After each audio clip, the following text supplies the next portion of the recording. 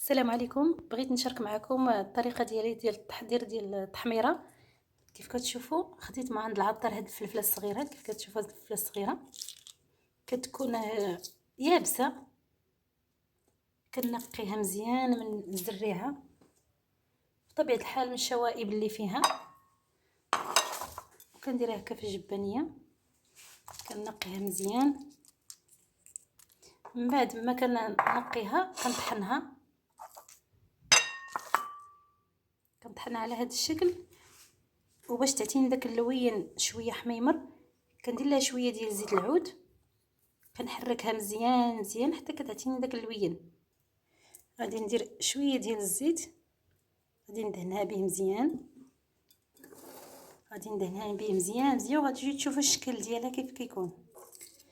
هاهي من بعد ما حركتها مزيان كيف كتشوفوا كيف كتجي حمراء.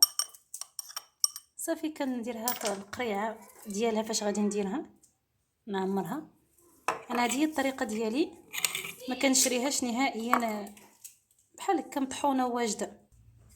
وكاينه واحد الطريقه اخرى، كتشريو الفلفله هكايا حمراء اما تيبسوها في الفران اولا في الشمشه وكطحنوها، هي كتاخذ شويه الوقت. انا كناخذ هاد الفلفله كيف وريتكم، هي راه كتكون الشكل ديالها صغيره، لان هي اللي كتعطي ديك الحموريه اللي كتكون في التحميره. وهاد الزريعه تقدروا انكم تغرسوها تحتفظوا بها. المهم انا هذه هي الطريقه ديالي، نتمنى ان شاء الله تستافدوا.